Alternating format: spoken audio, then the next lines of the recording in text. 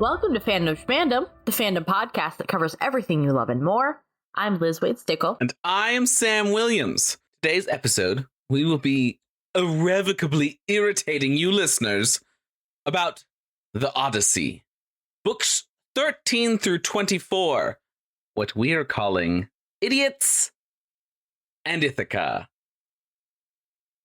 These books covered Odysseus' landing in Ithaca, reunion with Telemachus, infiltration of his own household, the bow contest, the slaughter of the suitors, the recognition scenes with Penelope and Laertes. This is the best ending because it resolves both the family story and the revenge plot in one sweep. One fell sweep. This is light. Not a whole lot goes on. It's just all the things. Oh wait, yeah. It's a ton. Yes. So, dear listeners, if you have been following along with us for these past two episodes, then you pretty much know all the main characters. So we're changing the format up a little bit here. We are not going to be doing important characters to know before book 13. If there are new characters, we will introduce them in the actual summary itself, so you should be able to follow along. Never fear, you're in good hands here, and you do know all the major players, okay? All right. At the start of book 13, the Phaeacians give Odysseus a lot of treasure and send him back to Ithaca in style, finally dropping him off on his island. Poseidon gets wind of this, and his anger is tremendous. Zeus essentially pats Poseidon on the head and says, "Oh, how cute, having a little temper tantrum," and encourages Poseidon to do whatever will calm him down. When the ship returns to the Phaeacians, Poseidon turns the ship to stone right there in the harbor. When Odysseus wakes, he's back in Ithaca, but he doesn't recognize it because Athena has shrouded it in mist. Typical. Athena reveals herself to Odysseus and explains that he needs to conceal his identity because his home is full of danger. She then gives him the longer version about all of the suitors and Penelope's plight. Odysseus is grateful because he realizes without this warning, he may have died just like Agamemnon. Book 14. Disguised as a beggar, Odysseus goes to the local swineherd, Eumaeus. Found by Xenia, Eumaeus feeds Odysseus and asks for a story. During the meal, Eumaeus gives a lot of necessary exposition, saying that the suitors must think Odysseus dead, that the suitors are eating all the best hogs, which must be punished by the gods at some time. Odysseus spins quite the elaborate fake backstory, and instead of asking for a cloak, he describes a cold night during the Trojan War, where Odysseus gave a cold man a cloak. Eumaeus, then of course, provides Odysseus with one. Book 15. Telemachus enters the story again. Athena flies to him and implores him to come back to Ithaca, but to be careful. The suitors will try and kill him. Menelaus sends Telemachus home with Pisistratus. When Telemachus says goodbye, he mentions Odysseus, and an eagle holding a goose flies overhead. An auspicious omen, and not our last bird omen, people. Fortunately, this is the better one. Yes. Rather than the eagles eating each other. Just eating each other in front of everyone. This is a more positive one. Back in Ithaca, Odysseus plans to leave, but Eumaeus encourages him to wait until Telemachus returns. As they talk, Eumaeus reveals that Odysseus' father, King Laertes, is still alive, grieving his son and wife. The next day, Telemachus returns and sneaks onto the island toward the swineherd's house. He witnesses a hawk with a dove in its claws, believing this to be a good omen for Odysseus and all his descendants. Dad, meet your son. Book 16, y'all. Eumaeus meets Telemachus and asks him to care for this old beggar. Disguised still, Odysseus is pleased as Telemachus agrees to clothe and arm him, a stranger. Odysseus describes his displeasure towards the suitor situation and says if he were Odysseus, he would fight all the suitors. Telemachus instructs Eumaeus to tell Penelope that he's returned home, but tell no one else, including Laertes. When Eumaeus leaves, Athena tells Odysseus to reveal himself to his son. He does, transforming, and Telemachus believes this is not Odysseus, but a god. After an explanation about how Athena did all this, Telemachus believes, and the two begin to plot their revenge on the over 100 suitors. Odysseus reminds Telemachus that this is not impossible, because Athena and Zeus are on their side. Odysseus instructs Telemachus not to reveal who he is to anyone as he transforms back to the beggar. Penelope is informed that Telemachus has returned by both Eumaeus and, unfortunately, also a herald from Pylos. The suitors find out, and Antinous proposes to kill Telemachus in his own home. Another suitor, Amphinomus, says they should only kill Telemachus if the gods show that they are in favor of this murder, which it pleases pretty much all the other suitors, and that is what they all agree to. Penelope confronts Antinous about his schemes. She reminds him that Odysseus saved his father, and he shouldn't be mistreating Odysseus' wife and land. Eurymachus, Mr. Second-in-Command liar, tells Penelope they won't hurt Telemachus. Book 17. Telemachus ventures into the city. The suitors are friendly, but two-faced. He tells Penelope that Odysseus was trapped with Calypso. Theoclymenus says Odysseus has returned and is plotting revenge. At that time, Odysseus and Eumaeus set out for the city. Still disguised, Odysseus runs into the goatherd Melanthius, who insults and kicks Odysseus. Odysseus demonstrates calm from the insult. In the city, Eumaeus is worried Odysseus will be bullied. Odysseus says, Don't worry, bud. And then notices a dog lying neglected in the city's filth. This is Argos, Odysseus' puppy from 20 years ago. Argos recognizes his former master and then quietly dies. They enter Odysseus' home, and Odysseus begs for food at both Eumaeus and Athena's request. Most suitors are kind and take pity on him and feed him. But Antinous throws a stool at him and demands to know why Eumaeus brought this idiot to the court. Odysseus keeps calm again and tells Antinous that the gods will surely strike him down for this unwanted violence to a stranger. Book 18. Another beggar arrives named Iris and insults Odysseus. Antinous pits the two against each other as some kind of beggar cockfight. The winner will get sausage and a seat at the table. Two greatest things there are. Odysseus pulls his rags aside to fight, revealing a powerful body that frightens Iris. Odysseus decides to only hurt Iris a little, striking him and flinging him outside. Odysseus sits by Amphinomus, another suitor, who is kind. Odysseus advises Amphinomus to live lawfully and not be violent. The narrator notes here, there's nothing to be done. He is fated to be killed by Telemachus. Athena inspires Penelope. She comes down and asks for gifts from the suitors if they want to win her hand. Odysseus, upon hearing this, is pleased at how clever his wife is. The suitors send their servants to go fetch treasure and begin to celebrate. Athena, wanting Odysseus for some reason to be as angry as possible, makes Eurymachus mock him. Odysseus doesn't rise, but instead replies calmly about how all the suitors will die. Crazy. Really not the response you want. Crazy. Hey, get out of here, you. You're all gonna die. Okay. You're all dead.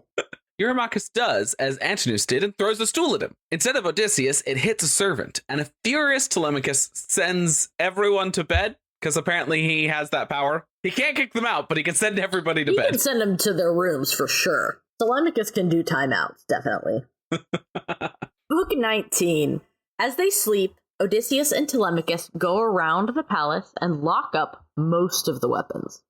When Telemachus goes to bed, Penelope comes down and talks to this stranger, the disguised Odysseus. He pretends to be someone who hosted Odysseus. Suspicious, Penelope asks for details, and Odysseus describes himself in such depth that Penelope weeps. He tells her not to worry, for Odysseus will be home by the end of the month. Penelope asks her maids to bathe the beggar. Odysseus refuses, and instead, his old nurse Eurycleia washes his feet. Eurycleia remarks on the likeness between Odysseus and the old beggar, to which Odysseus is like, haha, yeah. People always say that about my feet.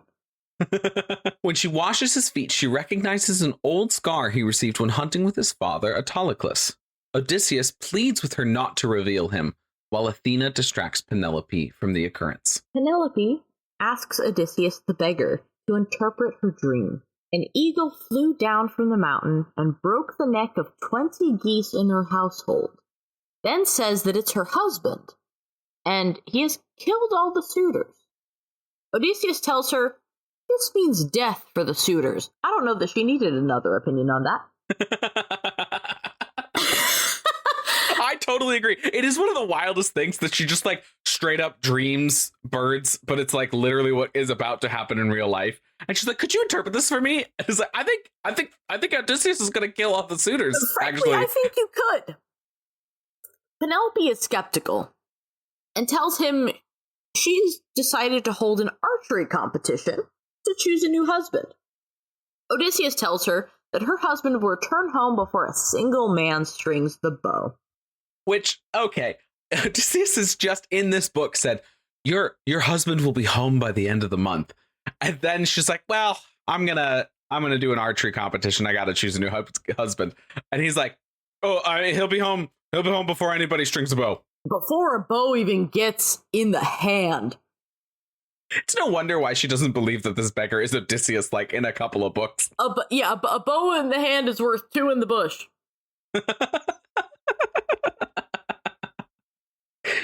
Book 20. Odysseus lays in bed worrying about killing the suitors. Penelope lays in bed and asks for death, which would be preferable to her over being unfaithful to her husband. Odysseus is roused by Penelope's crying and asks Zeus for a good omen. Thunder claps instantly. As Eurycleia and the servants organize for a feast to be held during the archery competition, Odysseus and Telemachus continue to face the trials they've had at Ithaca. Athena continues to make suitors insult Odysseus, but he still cannot be moved to anger. Suitors come to Telemachus and ask him to convince his mother to choose a new husband, to choose them. Theoclymenus, the seer, points to dark omens, blood on the walls, ghosts at doors, mists that cover the sun. But the suitors only mock and insult Odysseus' memory. Book 21. Really the start of the climax of this whole story. Out come the axes and Odysseus' old bow. The archery competition begins. Penelope says whoever can shoot Odysseus' bow and thread an arrow through all the axes will win her hand. Now, these axes have like holes in them that are lined up. It's not like they're just like trying to shoot an arrow through all the metal. No, it's skill and power that she's looking for. Telemachus, to set an example and not to marry his mother, tries. But he cannot even string the bow. His plan is essentially like, if I can get this through, then I'll just banish everybody and she doesn't have to marry anybody. But that doesn't go very well. Many suitors attempt, but they cannot string the bow. Antinous, the clever little rascal, says, let's delay for a little bit and grease the bow in order to soften it so that somebody can actually string it. Odysseus goes outside to speak to Eumaeus and the cowherd Felicius, telling them who he is and enlisting their help. Odysseus devises a plan where, after all the suitors have tried to shoot his bow, Eumaeus will bring the bow to Odysseus. After, Eumaeus should tell the maids to lock their doors, while Felicius locks the courtyard so none can escape. As Eurymachus fails to string the bow, Odysseus advises the suitors to rest and pray to Apollo the archer god while he tries to string the bow. Antinous tells the beggar Odysseus that he may end up like the centaur Eurython, who is mauled by his own hosts. But Penelope urges the suitors to let Odysseus, but does not stick around to see the outcome as she goes back to her quarters. Eumaeus brings the king's bow to Odysseus. Gracefully, he strings the bow. Zeus sends a bolt of lightning down, and Odysseus shoots the arrow cleanly through the row of axes. He then signals to Telemachus to start the feast and their revenge. Book 22. All of Athena's poking and prodding of Odysseus' anger had to come out sometime.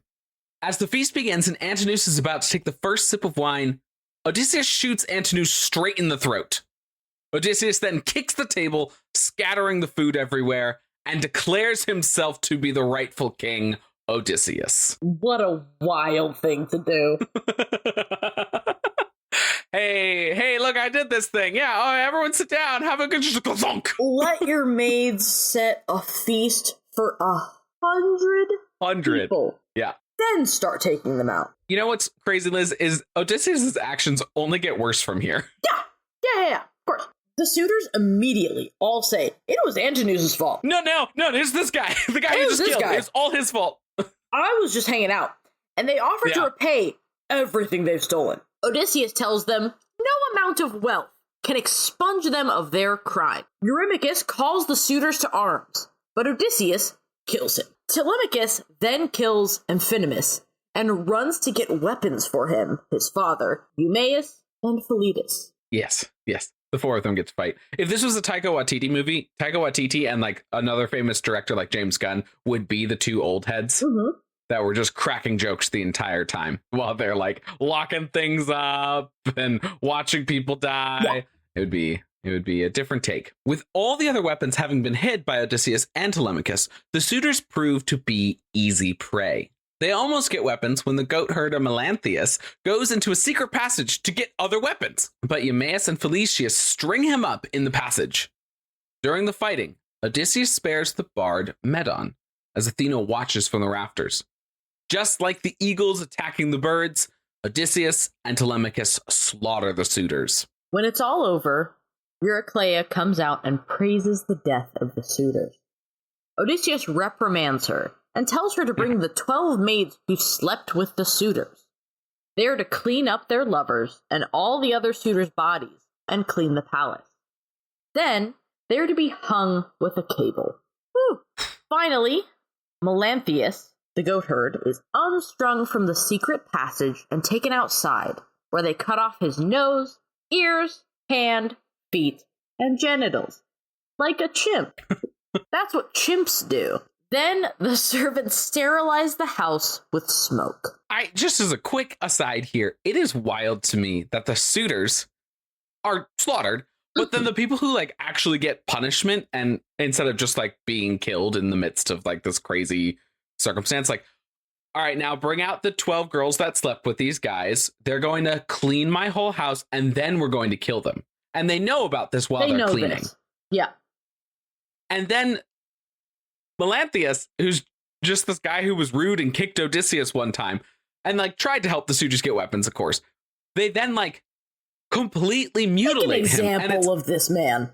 This little kicker. Just like the suitors were the people who were actually doing you wrong and you kill them. And, you know, it's not really described exactly, but it seems like it's fairly quick in battle versus like these poor women who like know they're going to be murdered as soon as they're done with this job. It's just a wild moment of like total retribution. Book 23. You mean we're not done? Correct. Eurycleia tells Penelope that Odysseus has returned. Athena turns Odysseus back to his true form, and he tells Telemachus to make it look like they are about to celebrate a wedding in the palace. He doesn't really want Penelope knowing he just killed about all the high-born young men of Ithaca. He reveals himself to Penelope, but she doesn't believe him. Odysseus grows angry and chides Penelope for being so cold, telling Eurycleia he will sleep alone tonight. Penelope, in an effort to test if this really is her husband Odysseus, asks Eurycleia to fetch the bridal bed for her so-called husband. Odysseus is fuming. He cries out that the bed cannot be moved, for he built the bed around an olive tree. It's literally connected to the floor and cannot be moved. This is enough for Penelope. She cries out and embraces him. But it's not over. Back in the underworld during Book 11, Odysseus was told that after he returns home, he must travel to a land far from any ocean, usually seen as the desert out in Egypt. When those of this land do not recognize an ore, he must plant that ore and sacrifice animals to Poseidon. In the morning, after they spend a lovely evening together, Odysseus tells Penelope to stay with her maids in her room, because the families of the suitors might want to avenge their deaths. Book 24. When the suitors' spirits arrive in the underworld, Achilles, Agamemnon, and Ajax wonder why so many noble young men have just died. Amphinomus's ghost tells the story of Penelope and the suitors, and how Odysseus literally just killed all of them. Agamemnon praises Penelope as compared to his own unfaithful wife, and projects that gods and men will forever praise her fidelity and self-restraint. Odysseus, his son, and our two goat and pig herders travel to Laertes, Odysseus' father. Odysseus is shocked to see how decrepit his father has become. After, I guess because Odysseus just loves doing this at this point, but after fooling his father that he was somebody else, Laertes' reaction at even hearing Odysseus' name makes him cry out and weep so much that Odysseus decides to spare him any more sorrow and reveals who he is, proving it with his scar and a tale from childhood. As they have lunch, the suitors' families come to collect the corpses of the suitors. Antinous' father, Eupeithes, calls out for revenge. The bard that Odysseus spared, Medon, warns the crowd that the gods are on Odysseus' side, but this does not dissuade all, and some get ready for battle. During this time, Athena flies to Zeus and asks if he wants the fighting to continue. Zeus says the townsmen should forget their gripes with Odysseus and live in peace. Come on. Odysseus, Telemachus, Eumaeus, and Felicius, and Laertes get ready for battle. Athena arrives disguised as Mentor and gives Laertes great strength. He kills Eupeithes with a spear, and then Athena reveals herself, ordering for there to be peace. The townsmen flee. Odysseus obeys, and Ithaca finally rests with its king back on the island. And that's how it ends. Beautiful. There's like this swell for this big great fight. Laertes gets his shot in at Antinous' dad, and then Athena's like, stop, everyone, go back to living in peace. And they're like, yep. Yeah. And it's like heavily after that. Crazy. It's a crazy ending. I know you just lost a hand, Liz, but listen up. It's the I am your father category for most iconic and most important character moment. For me, it is the single moment of Odysseus shooting Antinous in the neck. Because it's right. It's both. It's incredibly satisfying from a story perspective because the entire story is about Odysseus getting back to his wife. The crux of what the character wants is Odysseus wants to go home to his wife more than he does to Telemachus, more than he does for Argos or for the city of Ithaca or for all the riches. He doesn't even know Telemachus. Right. He's like, I'm sure you're great. I don't know you though. I don't know Penelope, you. though, I am very attached to Penelope. I biblically know her, and I know her. And of course, by biblically, I mean, I don't know. So it is this moment of pure catharsis for the audience if they're rooting for Odysseus, because Antinous has been the ultimate brat, the ultimate sort of overprivileged rich kid who just has never been told no in his whole life and is just going to be spoiled for the rest of eternity. That is sort of what he exemplifies. And I mean like rich kid in a literal sense. He's a noble young man who's eligible for Penelope's hand. I'm not trying to take a shot. But also this moment is super revealing for like kind of all the big threads that we've been pulling at throughout, which is the revenge of the gods happens and starts in this moment. And also the sort of real Odysseus, quote unquote, comes out. And I guess that's my main question to you here. Is this the real Odysseus, do you think? I mean, we talked... Rather than Mr. Calm? Yeah, we spoke a little bit last time, right, about Odysseus being emblematic of the transition from soldier to civilian. And so I think every moment is real Odysseus because he's figuring out what does that mean now that the war is over. Like, every moment he's becoming more of the real Odysseus the closer he gets to home and the further he gets from Troy. Yeah. It's interesting. I remember a former colleague of ours talked about this at one point when we were doing one of those exercises of mindfulness at our school and was describing like who we are and like what our animal is or something like that. And he was saying he feels like a chameleon.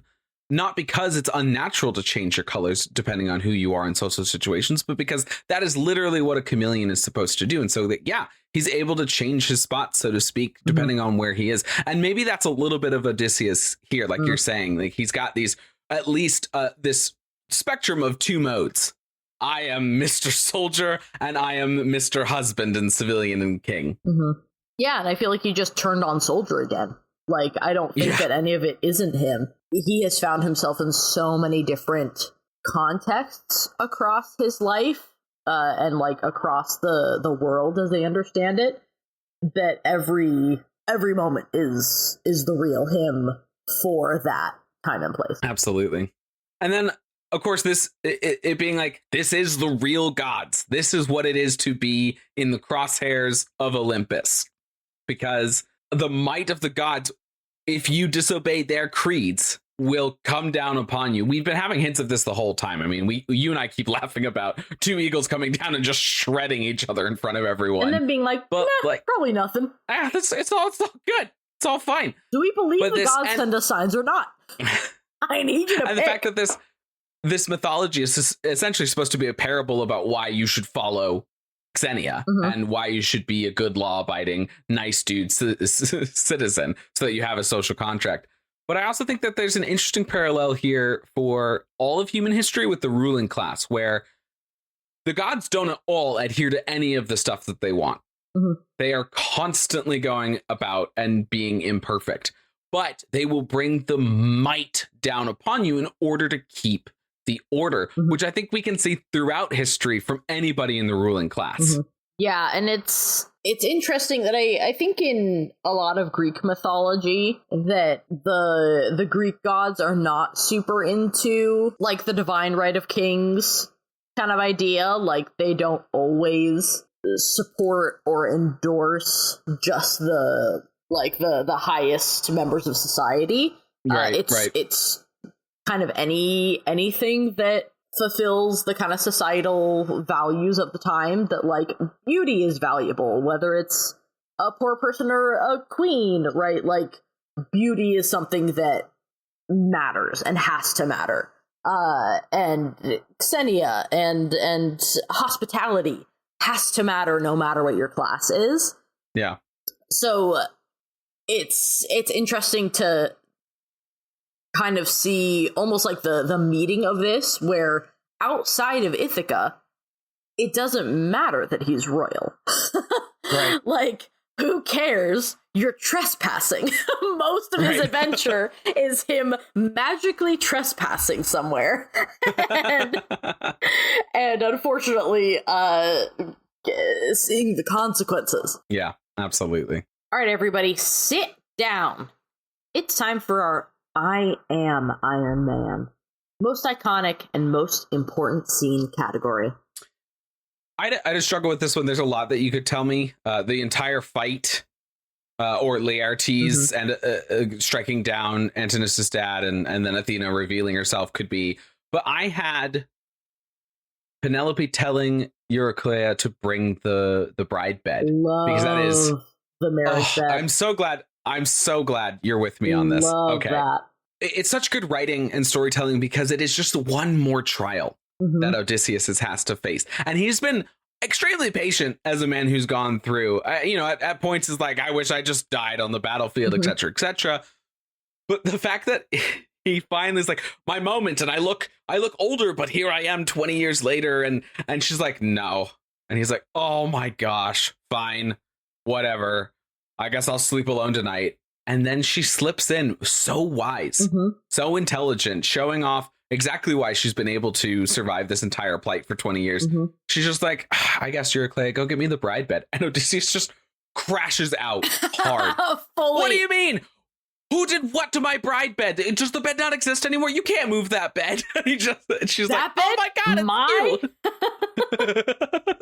you. My bride's bed? That bed's not coming here. What do you do? And she's like, I tested you and I won. That's what I did. It's such a good scene. It is quite good. And very underrated. It is and it is the ultimate success. It is when what he wants, Penelope, and he finally get together. And that is the completion of that story. Not without a little like resolve going on as we move forward, but it's so good.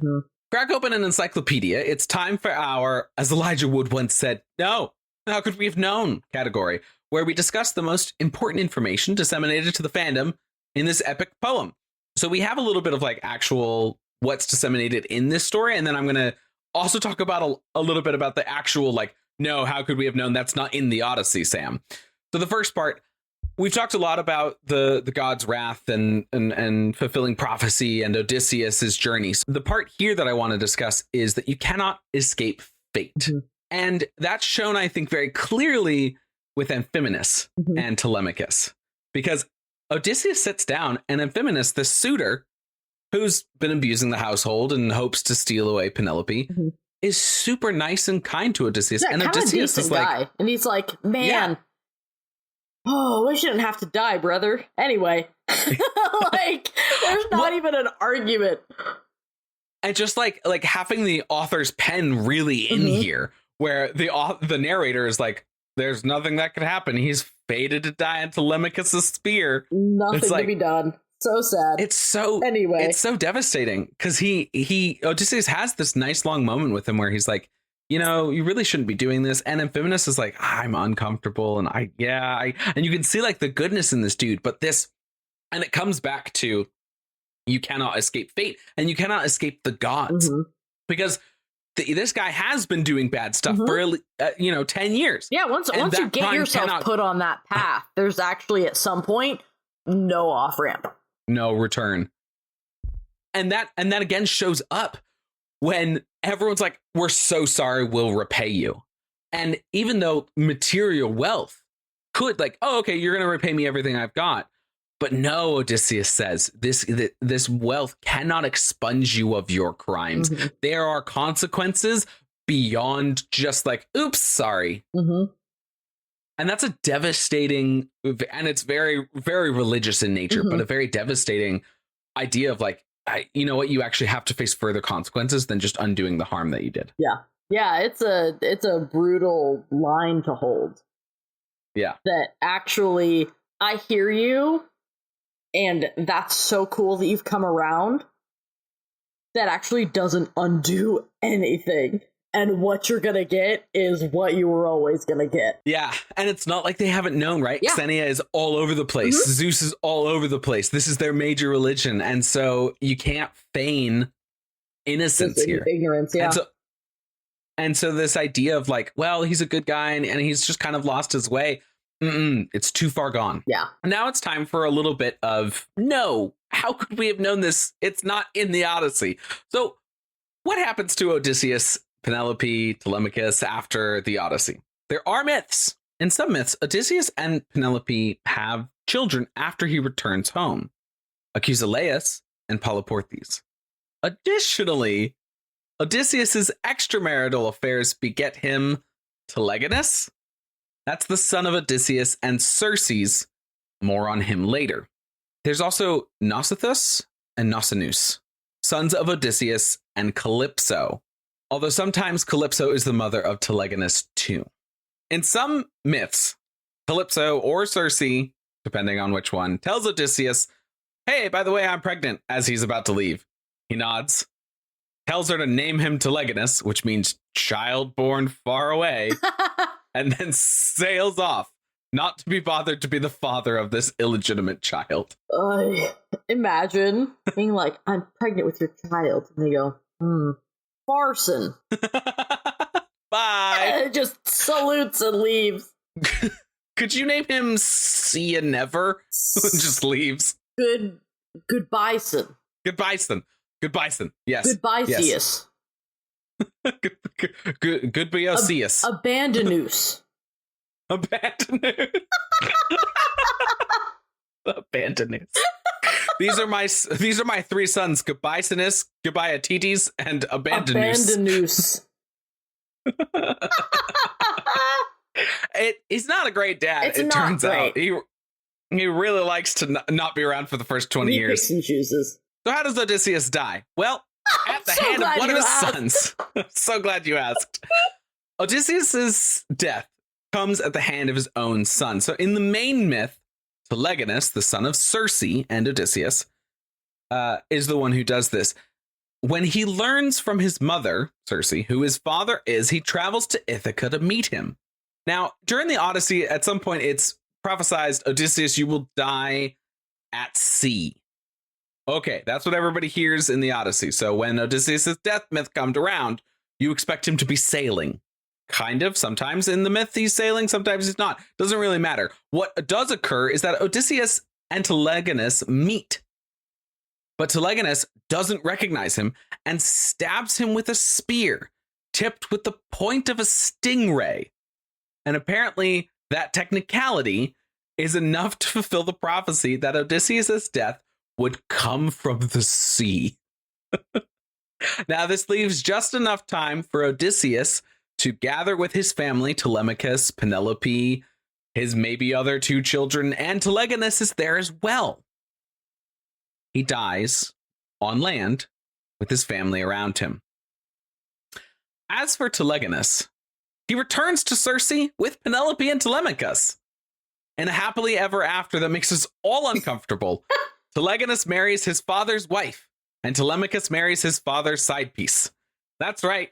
Penelope marries Telegonus, and Telemachus marries Circe. Merry Zeusmas, everyone. And to all a good night. Tale. And to all a good 80s. No more wild. geese. No more geese. No more geese. No more eagles. Let's just stop having these gods rule everything. It's crazy. The fact that Penelope, after all of that, is like, well, I've now seen that he's dead with my own eyes, so I'm going to marry his illegitimate son. Not Odysseus' best work. No. Or Penelope. Yeah, nobody is showing up in their best. Everyone off the stage and cue Gandalf. Questions that need answering. I only got one. Why does Odysseus go from calm mastermind to kill them all in a matter of like 2 seconds? And then he also goes straight into the like, not just the men, but the women too. Yeah, the Odysseus is never, it would seem, completely free of the fog of war. Yeah. For all of the symbolism of him being the go-between of what does it mean to come home from a war zone, does he ever really truly leave the war zone behind? I don't think so. No, actually, that's a great point. Except for like 7 years on Calypso's island, where his war is like, do I not have sex with her tonight or not? Yeah. Do I cry about Penelope tomorrow? Yes. Yeah. Do I also do it with the hot witch? Yes. Yes. Turns out Odysseus says that a lot. Yeah, that's a good point in terms of him. He like never really does leave the fog of war behind. And it probably is helpful that all of these Greek heroes, when they do get in the fighting mode, it's like, you know, in video games, sometimes you can hit like berserker mode. Odysseus is just that all the time, which does shore up all the suitors' problems. Yeah. Good points. Very good. Themes, you're in my dreams. Cast off and trim the sails. It's time to venture in Poseidon's murky depths. Touch upon what themes these 11 books reveal to us. The 2 themes that I have are just unrelenting punishment and test your allies. We talked about the unrelenting punishment quite a bit, but it's very much present throughout the entire thing. You do something wrong, that there is a consequence and you will face it, which is a pretty good religious text. Like that is what the religious text is supposed to do. So it's a little too extreme for me, but I don't begrudge the book doing it. I mean, I think that there's something to be said for not necessarily always punishment, but like every action has an equal and opposite reaction. Like I do like that. Every action, every behavior, there's a consequence to it. Whether or not that consequence goes in your favor, the consequence is just the next thing that happens.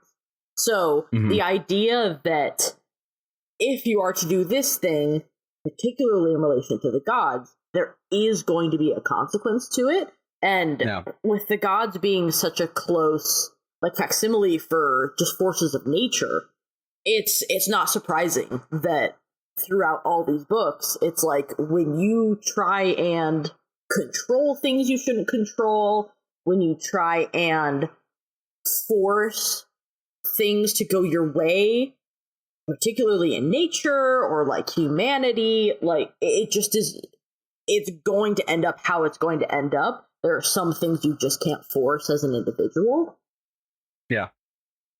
Totally. Absolutely. I'm weirdly reminded of a musical called Godspell, which I know you are familiar with, but not everybody will be. There is a song between John the Baptist and Jesus Christ in this, where they're describing the rich, and they're saying essentially they get the center of the meat, cushions on the street. Yeah, all of that stuff. Richer than the bees are in honey. They never growing old, never getting cold, right? And it says they can't take it with them, but what do they care? And it turns out this religious text is teaching, if you are terrible, you are going to face a big consequence in life now. Yeah, something's coming to get you, which to your point, is a good message. The other theme I have in here is to test your allies. Odysseus is constantly testing his allies by seeing and looking for signs of Xenia. He sees his son in a new light when his son is like, yeah, whatever, strange old dude, I'll absolutely help you out. Here's some clothes, here's a sword. And then he tests the...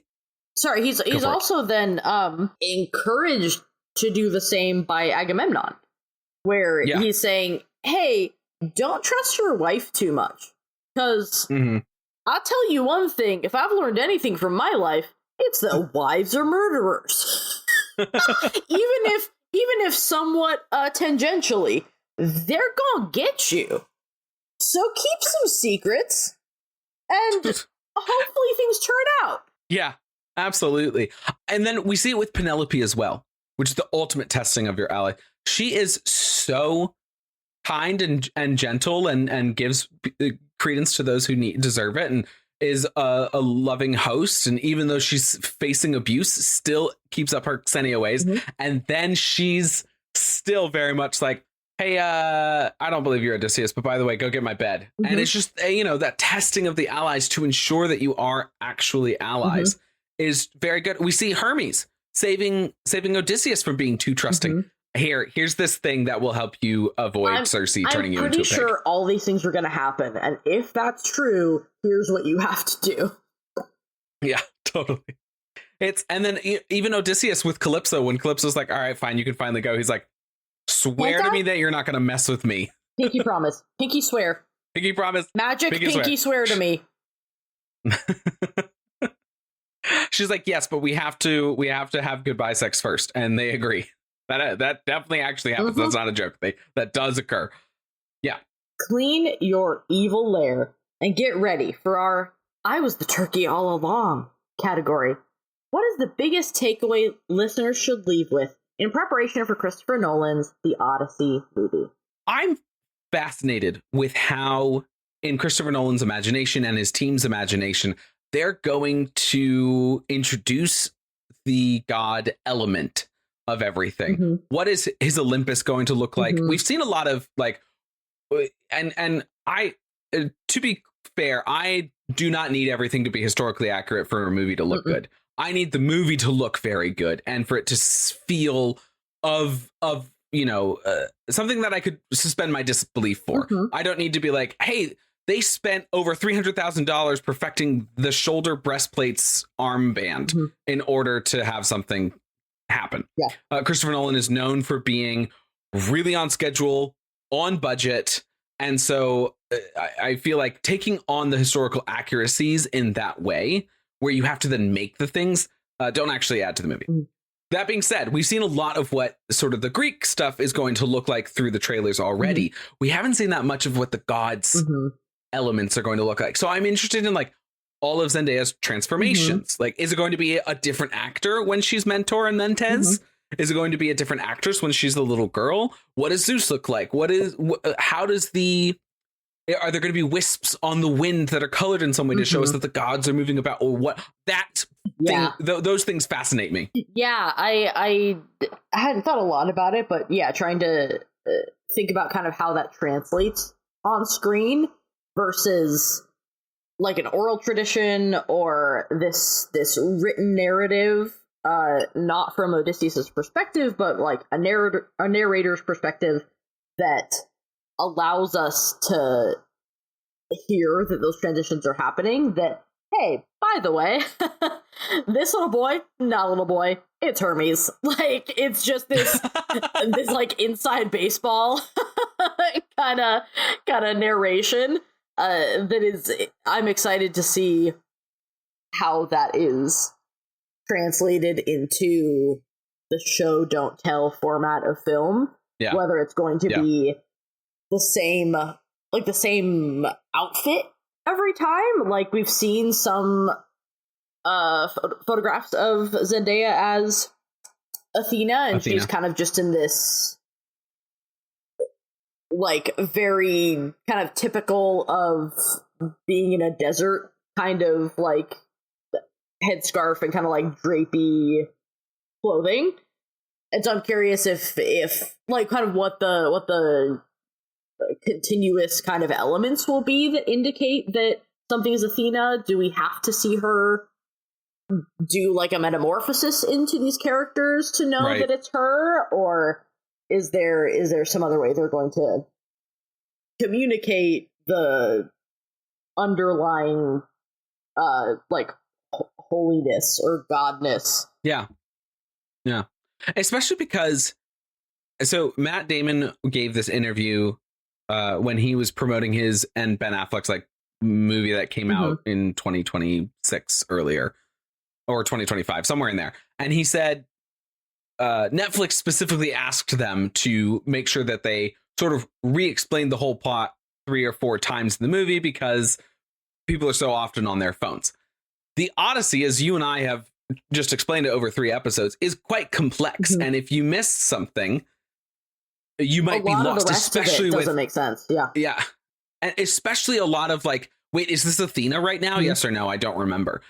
There's a great Odyssey graphic novel adaptation, which like when the character's mentor, as in Athena mentor, not mentor, he's drawn in a specific way. Christopher Nolan doesn't really adhere that much to have patience with the audience. He often will just, and we saw this in Dunkirk, right? Like, I'm not spending time telling this story if you don't know it. If you know it, this will make sense. And so I'm interested to see how much visual cues will be given that this is Zendaya, like you're saying, or that this is Athena. No, like you were saying, Zendaya, I'm with you. Absolutely. I'm interested in like you're saying, the visual elements. Is Athena's blue dress going to show up in some way in Mentor's garb, right? Oh, hey, he's now wearing a blue sash, or there's something to it that's like that. Or is it going to be metamorphosis that we see every time? I see, that's Athena now. So I'm really fascinated by that moment. Additionally, I'm really interested in the scale of the story as envisioned by Nolan. We've seen a brief moment of the Cyclops. And if you're watching this in a 70 millimeter, huge, enormous IMAX screen, that Cyclops is going to be bigger than what your eyes can take in all at once. And Charybdis as well, and the Scylla. Those we've seen hints at it for a second with the mist. Again, there's this enormity, but is it also going to scale down? Which I feel like we have not seen a lot of those small moments in the Odyssey. So where does that balance lie in the scale in which she's envisioning it? So the scale piece, I feel so conflicted about the Polyphemus casting. Like, there's a little bit of a tangent. They definitely motion captured that performance. And how rude to cast someone as the horrifying monster of the Cyclops and be like, hey, check it. The only thing we're changing is that you have 1 eye instead of 2. You can't do that to him. Why would you do that? Chris, answer for yourself. It just looks like the actor with 1 eye. Yeah, it's super I'm looking rude. at it now. Really disrespectful.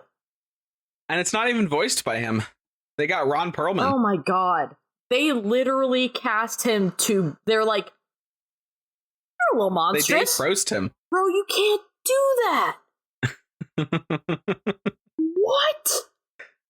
Yeah, that's not my favorite. That's crazy. Anyway, Yeah, it's interesting to kind of see and wonder about the translation of epic from its kind of ancient meaning of something kind of grand and long over a span of time and over this span of like this literary format, versus when we talk about epic with movies, we think about like literally large. Like epics happen in IMAX. We have this very kind of literal interpretation of what it means to interpret an epic for the screen. Yeah. So I am also interested in how that translates, whether that's just everything is really big. Yeah. I'm very happy that they did so much practical on this. Like they are out at sea for a lot of this. And a lot of Matt shooting Damon on gave an site. interview where he explained that when Christopher Nolan offered him the role, and Matt Damon was like, yeah, I accept immediately. And he's like, it's going to be really hard. And Matt Damon's like, I've been in the business for a long time. It's fine. And he's like, no. This is going to be very hard shoot, like a very physically demanding shoot. Because often, they're in one of these, like I think in Mexico City, they have one of the biggest water filming tanks. Mm-hmm. And you're normally in there and you shoot in there and there's a green screen or a blue screen, or like Master and Commander, I think, was down there. But no, they are out in the water, which like Pirates of the Caribbean did at times, but it was mainly for like still shots and it was in the Caribbean. So it's nice and the warm water and everything. But no, this is the real deal in some points. And so I'm excited to see how that works out. Anything else you're looking forward to in the movie? I think after kind of just recapping it since 10th grade, I'm excited to go in with a pretty fresh memory of the trajectory of the story. Yeah. And generally, we talked about this, I think, in episode 1, but what I trust Christopher Nolan with the most is adapting someone else's story to film. And so I'm excited for this. Yeah, I'm super excited. I think the last thing that I'm really interested in is to see how much the omens are part of this, because how do you communicate that? Like, is that just a musical cue? Right. Or is it a literal, like, are the birds actually going to tear each other apart? How are we feeling about like it being too didactic? Because in a big, long, epic poem like this, if you're reading the whole thing, the omens come at a nicely paced moment. Otherwise, I think it could feel very much like, hey, by the way, you guys are going to die. Thunderclap. And it's melodrama from the 70s. And suddenly Christopher Lee is here as Dracula. You know what I mean? R.I.P. So R.I.P. indeed. One of my faves. Listen to our Patreon for a whole podcast where Liz and I just talk about how much we love Christopher Lee and go over Christopher Lee stories. Let us know in the comments if you need that podcast. Because we will. We will make it. We would love to. For today's public service announcement, don't overstay your welcome. Perfect. No notes. Thank you, dear listener schmissioners, for tuning into this episode of Fandom Shmandom. If you'd like to discuss this episode or any other episode we've done, please hit us up on our social media. You can find us on TikTok and Instagram at Fandom Shmandom Pod. We also have a Substack called @FandomShmandom, and we have a Patreon, which you can go and find some extra content on. We are at patreon.com/CW/FandomShmandom. Patreon.com/CW/FandomShmandom. Please don't forget to rate and review us if you liked the episode. It really helps with the algorithm, placing us and other like-minded schmishners out there. And with that, we're out, y'all. Don't forget to tip your goat herder. And fare thee well. Thanks, everybody, for listening to our little mini season of The Odyssey. We really enjoyed having you. A huge thanks to Liz, to you for being our guest host. Everybody, please check out our next season. We'll be dropping a release on what it will be on September 1st. Fandom Shmandom was created by Sam Williams and Sierra Obermark. The show is produced and edited by Aurelia Lieb. The music is by Jeremiah Aus.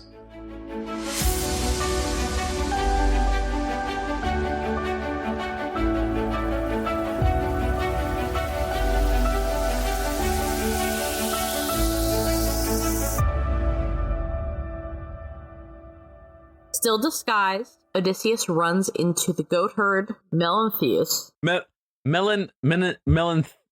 Oh, God. Yeah, I don't know if that's spelled right. Alphabet. Alphabet. Melantheus. But let me look up his pronunciation. Aurelia was saying the other day, as they were listening, man, you and Liz are doing like your best here. Hopefully Sierra and I are up for this when we do the rapid reaction of the movie. Yeah, it's hard. And Sierra the other day was saying, I just made all the Odyssey graphics and everything. Did you know that if you look at that word for too long, you essentially start questioning the spelling of it and if you've ever gotten it right? And Aurelia and I were both like, dear God, yes. Hey, you know who's been typing it?